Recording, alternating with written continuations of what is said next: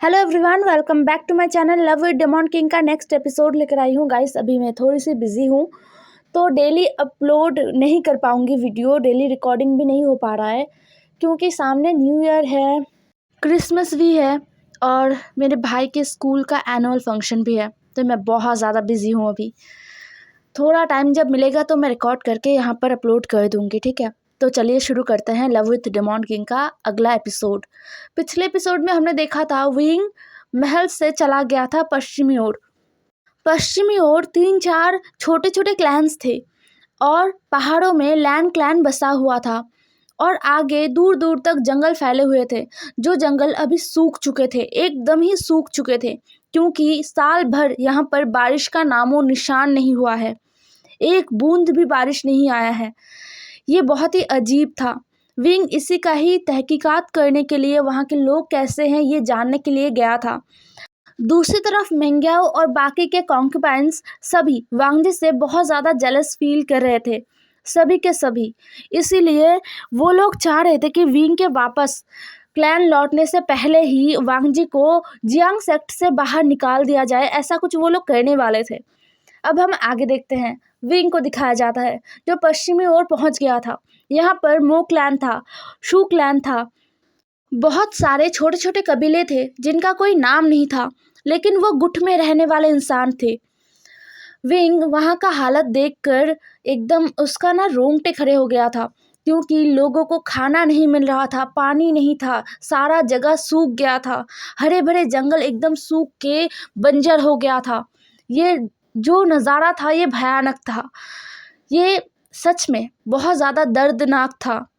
Wing तुरंत ही इंतज़ाम करता है, लोगों के खाने का इंतज़ाम करता है, पानी का जो व्यवस्था है वो करता है।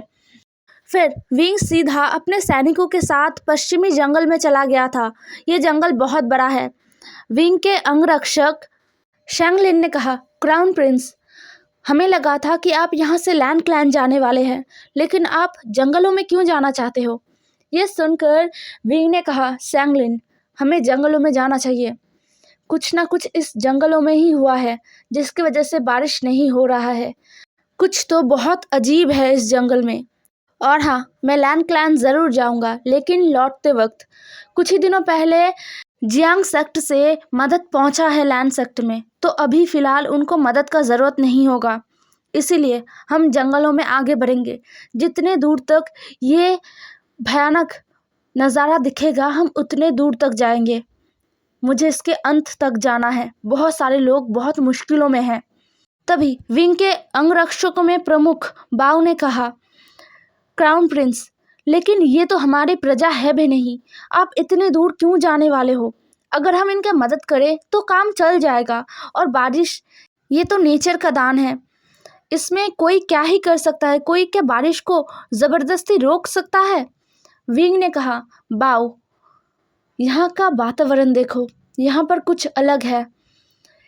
इतना ज़्यादा सूख जाना, एक साल बारिश नहीं हुआ है, लेकिन यहाँ का नज़ारा देखकर लग रहा है कि कई सालों से इन जंगलों में बारिश का एक बूंद भी नहीं पड़ा है। हर एक पेड़ पौधा एकदम सूख चुका है। अगर गलती से भी आग लग जाएगा तो तुम्हें पता है क्या होगा? कल्टीवेशन वर्ल्ड का पूरा पश्चिमी ओर ही नष्ट हो जाएगा और यहाँ का ज़मीन अब दोबारा किसी भी पेड़ पौधे को उगाने के काबिल नहीं रहेगा और इसके असर पूरे कल्टीवेशन वर्ल्ड में फैल जाएगा। ये सब सुनकर शैंगलिन अपना सर हाँ में हिला रहा था। बाव जो कि अपना सर खुजला रहा था। हाँ, वो लड़ाई में बहुत अच्छा है और अपने क्राउन प्रिंस के ऑर्डर पर पूरे कल्टीवेशन वर्ल्ड को तबाह भी कर सकता है, लेकिन पढ़ाई में वो बहुत ही कमज़ोर है बचपन से ही। बाव अपना सर खुजलाते हुए आगे बढ़ रहा था। उसे इतना तो समझ आ गया था कि जो भी क्राउन प्रिंस कर रहे थे, इसमें सिर्फ ये पश्चिमी जो लोग हैं ना, इनका भलाई नहीं छुपा हुआ था, इसमें पूरे कल्टीवेशन वर्ल्ड का भलाई छुपा हुआ था।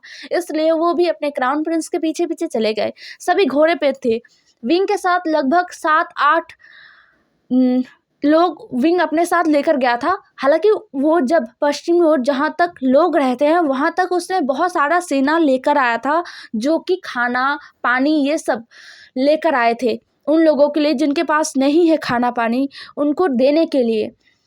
वहीं पर विंग ने अपने सारे सेना को रुकने के लिए बोल दिया था और कहा था कि यहाँ के लोगों का सेवा करे, यहाँ के लोगों को किसी भी तरीके से कोई प्रॉब्लम ना हो वो देखे।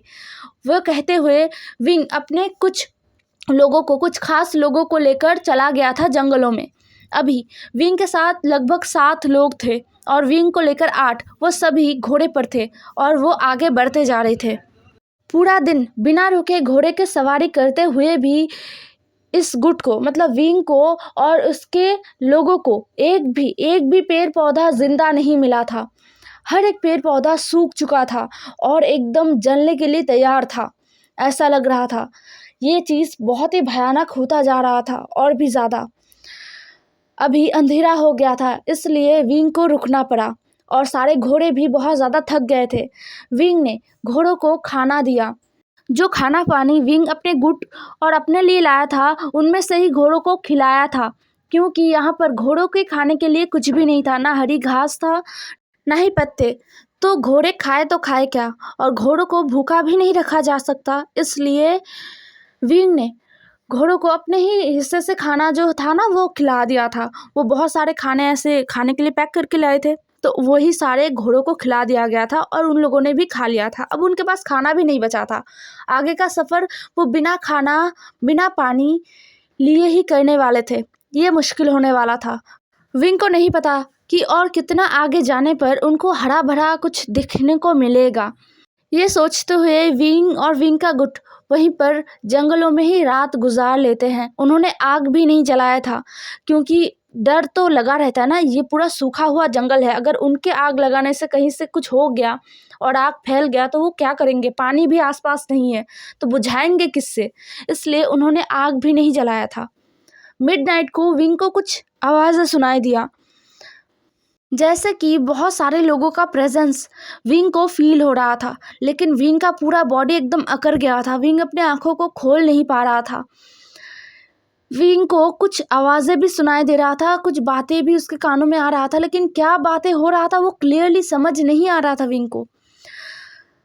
बहुत मुश्किलों से जैसे ही विंग ने अपनी आंखों को खोला ना, उसकी आंखों में सूरज का तेज रोशनी पड़ा। विंग ने तुरंत ही अपने आंखों को बंद कर लिया और अपने आंखों को रब करते हुए वो उठा। उठने के बाद वो इधर उधर देखने लगा। वो उसका गुट उसके पास ही सभी सोए हुए हैं। अभी बस सूरज उगा है, सुबह हुआ है। विंग ने अपना सर पकड़ लिया। ये क्या था? क्या उसने सपना देखा? यही सोचते हुए विंग अपना सर पकड़ के बैठा हुआ था। तभी विंग ने आसपास कुछ निशान देखे। ये पैरों के निशान नहीं है, लेकिन ये निशान तो है, और ये निशान हर जगह फैला हुआ है। जिस जगह पर विंग अपने साथियों के साथ नाइट स्टे कर रहा था ना, मतलब वो लोग एक एक पेड़ के सहारे बैठकर सो रहे थे, तो उस जगह का उस एरिया को घेर कर वो निशाने हर जगह फैला हुआ था। विंग उठकर उन निशानों को देख रहा था। तभी बाऊ और शैंगलिन भी उठ गए थे। उन्होंने भी उस निशानों को देखा। उनको समझ नहीं आ रहा था कि ये कैसे निशान है। ये कोई जानवर का जो पाँव का निशान है ना, वो भी नहीं लग रहा था। किसी जंगली जानवर, चीता, भेड़िया, जंगली सूअर, बाघ या फिर किसी खरगोश, किसी भी जानवर का पैरों का निशान ये नहीं लग रहा था। विंग बहुत ही ज़्यादा कंफ्यूज हो गया था। वहाँ पर सारे लोग एक एक करके उठ रहे थे और उन निशानों को देख रहे थे कि ये क्या है। ये बहुत ही ज़्यादा कंफ्यूजिंग है। विंग ने अपने गुट की तरफ देखा और बोला, बारिश ना होना, ऐसे जंगलों का सूख जाना और ऐसे निशान मिलना, इन सारे चीज़ों का आपस में कोई रिश्ता तो नहीं है। शैंगलिन ने कहा, हो सकता है, लेकिन लगता नहीं है। जो यहाँ पर हमें देखने के लिए आए थे वो हार्म करने वाले हैं। अगर वो खतरनाक होते तो वो हम पर हमला करते। विंग ने नोट किया और बोला, हो सकता है, लेकिन ये भी हो सकता है कि वो बहुत ही ज़्यादा खतरनाक है। इन निशानों को देखकर लग रहा है कि बहुत सारे लोग आए थे हमें देखने के लिए। एक विंग का जो गार्ड है ना, एक गार्ड जो बहुत ही मजाकिया है, उसने कहा, क्राउन प्रिंस, शायद वो हमें स्वागत करने के लिए आए थे, लेकिन हम सो गए थे। विंग ने कहा, ठीक है, तो फिर आज रात को तुम ही पहरा देना, यहाँ से हम अलग हो जाएंगे। ये जैसे ही विंग ने कहा ना, शैंगलिन, बाऊ और सारे लोग हैरान हो गए थे। उन्होंने कहा, क्राउन प्रिंस, क्या मतलब है? विंग ने कहा, यहाँ से हम अलग अलग दिशाओं में जाएंगे। ये जंगल बहुत बड़ा है, अगर हम एक ही दिशा में चलते रहे तो हमें कुछ हासिल नहीं होगा, इसीलिए हमें अलग हो जाना चाहिए। हम ठीक 2 रात बाद यहीं पर आके मिलेंगे, ठीक है? सभी ने नोट किया। फिर विंग ने कहा, हम घोड़े इस्तेमाल नहीं करेंगे। घोड़े बहुत ज़्यादा थक गए हैं, आसपास पानी का कोई सोर्स भी नहीं है। अगर घोड़ों को प्यास लगा तो हम उन्हें क्या खिलाएंगे? इसलिए सारे घोड़ों को छोड़ दो। वो सभी वापस सुरक्षित पश्चिमी ओर, जहाँ पर हमारे बाकी सेना है, जंगल से वो बाहर वहीं पर निकल जाएंगे। वो रास्ते पहचानते हैं। ये कहते हुए विंग ने अपने घोड़े की तरफ देखा और बोला, शाओ, सबको रास्ता दिखाओ और यहाँ से बाहर निकलो। मेरा चिंता मत करना, मैं आ जाऊँगा वापस। जैसे ही विंग ने अपने घोड़े से ये कहा, घोड़ा उछलता है और सीधा निकल जाता है उसी रास्ते से जिस रास्ते से विंग कल आया था। सभी पीछे रह गए थे, मतलब जो विंग के साथ गार्ड्स आए थे ना, वो पीछे रह गए थे और घोड़े सारे शाओ के पीछे पीछे जंगल से बाहर निकलने के लिए आगे बढ़ रहे थे। विंग ने कहा, बाओ तुम मेरे साथ चलो। शैंगलिन और बाकी लोग 2-2 के ग्रुप में डिवाइड हो जाओ और अपने अपने रास्ते को चुन लो। ये कहते हुए विंग एक तरफ चलने लगा। बाओ भी विंग के साथ साथ चला गया था और बाकी लोग भी अलग हो गए थे। वो 8 लोग थे, इसलिए 4 ग्रुप में अलग हो गए थे और 4 दिशाओं में फैल गए थे। आज भी लगभग पूरा दिन इसी जंगल में हर कोई भटकता रहा।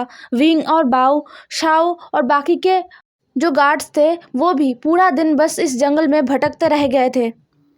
अब अंधेरा हो गया था। सभी अपने अपने जगह पर आराम कर रहे थे। जो 2-2 के ग्रुप थे ना, वो अपने अपने लिए जहाँ पर वो पहुँचे थे वहीं पर वो बस रुक गए थे। अभी अंधेरा हो गया था तो सभी आराम करने बैठ गए थे। पूरा दिन कुछ खाया नहीं, कुछ पिया नहीं, सब बहुत ज़्यादा थक गए थे। वो विंग के पर्सनल गार्ड्स थे। वो सभी विंग के पर्सनल गार्ड्स थे। वो सभी हर एक लड़ाई में, हर एक बड़े-बड़े लड़ाई में विंग के कंधे से कंधा मिलाकर लड़े थे। वो अपने क्राउन प्रिंस को जानते थे कि उनका क्राउन प्रिंस कितना शक्तिशाली है, इसलिए उन गार्ड्स ने भी अपने आप को अपने क्राउन प्रिंस जैसा ही शक्तिशाली बनाने का कोशिश किया है। शायद यही वजह है कि पूरा दिन बिना कुछ पिए, बिना कुछ खाए भी उनके अंदर अभी भी एनर्जी था और वो अब आराम कर रहे थे। अगले सुबह के लिए तैयार हो रहे थे, एक बार फिर से अपना खोज जारी रखने के लिए तैयार हो रहे थे। विंग और बाओ भी आराम कर रहे थे। विंग के दिमाग में कुछ और ही चल रहा था। सबको अलग करना, अपने साथ बाव को ले आना, ये सब कुछ विंग का प्लान था। वो ये सब कुछ जानबूझकर किया था, अलग कर देना, क्योंकि उसे पता है जब वो अलग हो जाएंगे तभी विंग को पता चलेगा कि इस जंगल में क्या गलत है। कल रात उसके साथ अजीब कुछ हुआ है, विंग को ये पता है, और वो निशान वो किसके हैं ये भी विंग को पता लगाना था। इसीलिए विंग ने सबको अलग दिशाओं में भेज दिया था और विंग और बाओ यहाँ पर थे। बाओ जो आसानी से किसी भी चीज़ से डरता नहीं है, मस्ती मजाक करता है और कम समझता है बातों को। वो बातों का गहराई नहीं समझ पाता है, इसीलिए विंग ने अपने साथ बाओ को लाया था। अभी अंधेरे में बैठकर विंग और बाओ आराम कर रहे थे। तभी विंग ने कहा, बाओ तुम्हें कुछ अजीब महसूस नहीं हुआ? बाओ ने कहा, क्राउन प्रिंस नहीं तो, क्या आपको भूख लगा है? लेकिन क्राउन प्रिंस मेरे पास कुछ नहीं है। विंग के बातों को सुनकर बिना समझे बाओ बहुत ज़्यादा टेंशन में आ गया था। उसने कहा, क्राउन प्रिंस क्या आपका तबीयत खराब हो रहा है? अगर हो रहा है तो मुझे बताइए, मैं अभी आपको कंधे पर लेकर वापस उसी जगह पर पहुंच जाऊंगा जहां से हम आए हैं। मुझे रास्ता याद है, मैं रास्ता याद रखने में माहिर हूँ, आपको तो पता है। मैं आपको घुमाऊंगा नहीं, मैं आपको इस जंगल से बाहर लेकर चलता हूँ अगर आपका तबीयत खराब हो रहा है तो। विंग ने कहा, बाओ इतना टेंशन मत करो, मैं एकदम सही हूँ, तो चिंता मत करो। मैं बस तुमसे यही पूछ रहा था, क्या तुम्हें कुछ महसूस हो रहा है? आज पूरा दिन हमारा पीछा किया गया है और मैं श्योर हूँ कि बाकी लोगों का भी पीछा किया जा रहा है। यह सुनकर बाओ ने कहा, क्या कोई शत्रु है जो इस मौके का फ़ायदा उठाना चाहता है? वो आज मेरे हाथों से मरेगा। विंग ने बहुत ही कैजुअली कहा, नहीं बाओ, ये कोई हमारा शत्रु नहीं है और ना ही ये कोई इंसान है। बाओ जो डर गया था उसने कहा, भूत भूत कैसे हमारा पीछा कर? भूत इस जंगल में भूत है? विंग ने कहा, बाओ भूत के अलावा भी बहुत सारी चीज़ें इस दुनिया में एग्जिस्ट करते हैं। बाऊ जो कि अपना सर खुजला रहा था अंधेरे में बैठकर। अभी अंधेरा गहरा हो गया था तो विंग और बाऊ एक दूसरे को नहीं देख पा रहे थे, लेकिन विंग बहुत सारी नज़रों को अपने ऊपर और बाऊ के ऊपर महसूस कर पा रहा था। और विंग को पता है जो कुछ भी उसने अभी बाऊ के साथ कहा है वो सब उन लोगों ने सुना है, जो अभी विंग को देख रहे हैं ना, उन्होंने सुना है। विंग अपने मन ही मन यही सोच रहा था, कल भी जब से जंगल में हम घुसे हैं तब से कुछ अजीब सा तो महसूस हुआ था, लेकिन हम घोड़े पर आए थे इसलिए शायद मैंने ध्यान नहीं दिया, और हम बहुत सारे लोग इकट्ठा थे, शायद यही वजह था कि कुछ महसूस ही नहीं हुआ कि कोई हमारा पीछा कर रहा है, कोई हमें देख रहे हैं। अभी जब हम अलग हुए हैं तो एक एक पल महसूस हो रहा है कि बहुत सारी नज़रें पीछा कर रहा है। हो ना हो इन्हीं का ही हाथ है, बारिश ना होने देने का, जंगल को सुखा देने का, ये सब कुछ इन्हीं लोगों ने किया है। लेकिन ये है क्या? पिशाच, भूत, दानव, दैत्य, या फिर कोई और शक्ति, या फिर कुछ और? पता कैसे लगाऊं? ये तो आंखों के सामने ही नहीं आ रहे हैं, बस महसूस हो रहा है। एक मिनट, भूत, प्रेत, पिशाच, इन लोगों के पास नेचर को कंट्रोल करने का पावर नहीं आ सकता। इन लोगों के पास नेचर को रोकने का, नेचर के काम में बाधा डालने का पावर नहीं हो सकता है। तो फिर बचा क्या? दैत्य, दानव, मतलब डेमॉन्स?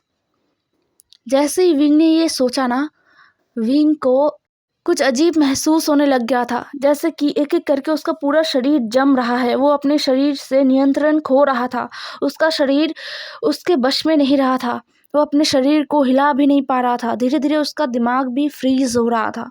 विंग महसूस कर पा रहा था कि बाऊ का भी हालत उसी की तरह है, लेकिन विंग अभी कुछ भी नहीं कर पा रहा था। विंग का आंखें धीरे धीरे बंद हो रहा था। दूसरी तरफ महल में मिंगाओ और बाकी के कॉन्क्यूपाइंस अब वांग जी को परेशान करने का एक भी मौका नहीं छोड़ रहे थे। मतलब वो बस मौका ढूंढ रहे थे कि कब राजकुमार जियांग चैंग अपने ट्रेनिंग के लिए या फिर अपने किसी काम के लिए वांग जी से दूर हो और वो लोग वांग जी को परेशान करे।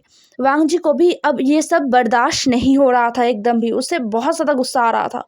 वो हालांकि अपने लैंड क्लैन के रूल्स को बार बार रिपीटेडली याद किए जाता था जब उसे गुस्सा आता था, या फिर वो कभी कॉपी करने भी बैठ जाया करता था, लेकिन एक बर्दाश्त करने का भी तो हद होता है ना। वो हद वांग जी पार कर चुका था। मेंगाओ जो कि महारानी यू के साथ पूरे महल का, अंदर जो महल है, जो हरम है महल का, उस पूरे महल का देखभाल करने में महारानी यू का हेल्प किया करता था। बहुत पहले से जब मिंगाओ यहाँ पर आया था तो उसे ये काम जियांग फैमिया ने दिया था, क्योंकि मिंगाओ मतलब जिन सेक्ट के साथ जियांग फैमिया का रिश्ता अच्छा था, अच्छा एक सौदा भी हुआ था, और साथ में जिन फैमिली में उसका जो बेटी है, जियांग फैमिया का बेटी भी है, इसीलिए मिंगाओ को ये महारानी यू के साथ काम में लगा दिया गया था, जिससे जिन फैमिली भी इम्प्रेस रहे।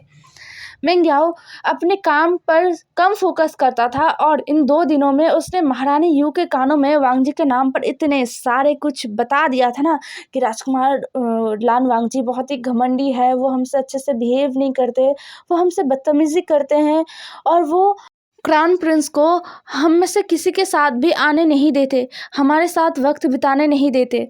महारानी यू जो कि इन सारी चीज़ों से वाकिफ़ थे, वो महारानी थे, उन्होंने अपनी लाइफ में बहुत सारे ऐसे सिचुएशन का सामना किया है, क्योंकि जियांग फैमिया बिल्कुल भी अच्छे इंसान नहीं थे, वो एक ठरकी इंसान थे। हालांकि उन्होंने दोबारा किसी से शादी नहीं किया, लेकिन उनके भी बहुत सारे कॉन्क्यूपाइंस थे। अभी विंग के बड़े होने के बाद जियांग फैमिया विंग के सामने अपना एक अच्छा इमेज बनाना चाहते थे, इसलिए वो अपने कॉन्क्यूपाइंस को, सारे कॉन्क्यूपेंस को अलग से अभी भी रखे हुए हैं, लेकिन महल में नहीं रखते, वो अलग से रखते हैं अपने शौक पूरे करने के लिए। तो ये सारे जो सिचुएशंस है ना, ये सब कुछ महारानी यू के एकदम आंखों देख के सिचुएशंस है, जिनमें से वो गुजर चुके हैं, तो उनको पता है कि ये सब क्या चल रहा है। सारे लोग वांगजी से जल रहे हैं, ये सब कुछ महारानी यू को पता चल रहा था, लेकिन ना वो कहीं ना कहीं वांगजी को थोड़ा स्ट्रांग बनाना चाह रहे थे। उन्होंने वांगजी को देखा है बहुत बार, बहुत सारे कॉन्कुबेंस वांगजी के अकेले होने का फ़ायदा उठाकर वांगजी को बुली कर कर चला जाता है।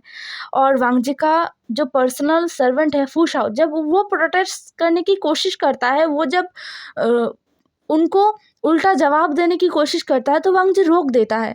महारानी यू को ये बिल्कुल भी पसंद नहीं आया। वांगजी को खुद के लिए बोलना चाहिए। जब विंग उसके लिए स्टैंड ले रहा है, जब विंग ने उसे अपने पास रखा है, तो वांगजी के पास ज़्यादा पावर है।